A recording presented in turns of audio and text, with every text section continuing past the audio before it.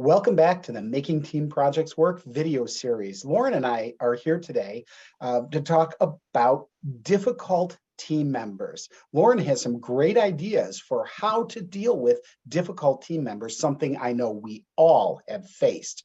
Thanks, Lauren. So, number one, what happens when you have that person who just won't do their work, who won't participate? Well, that is one of the main problems that people have, but it's usually something that can be solved with communication. So trying to communicate with the person who's not participating, find out why they're not participating. Do they not understand the project? Are they not comfortable with the people in the group? Do they feel they don't have anything to contribute? And that is why we always stress it's important at the beginning to have some icebreaker time so the team members get to know one another. That usually helps with some of the non-participators. Great ideas. Communicating, talk to them, see what's going on. What I've also seen is when there's one person who's constantly joking around. What do you do when somebody's joking and doesn't take the project seriously? Well, humor can actually have a really good place in teamwork, especially if there's tension or team members, they're just kind of frazzled about trying to get the project done on time. So it's okay to have some humor, but if it's really interfering with the team's ability to get the project done, then it's good to just ignore the joker and just move on to what they need to be doing. So some minor ostracism, ignore them, and it will probably go away. Now, the first thing that you gave us suggestions about is when somebody won't participate, but the flip side to that is when somebody takes over. So what do you do when you have a team member who monopolizes the conversation? Oh my gosh, we see that so often in our student teams. They're just so interested and they're so excited about the project, or they're just used to kind of being in charge.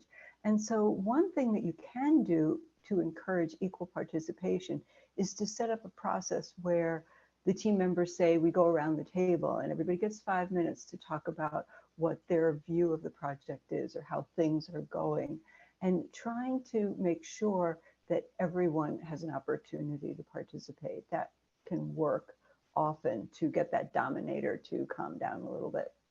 That's funny. That's some of the same things we talked about with how to make decisions, to make sure to constrain communication to some point so that everybody has an opportunity. Great idea.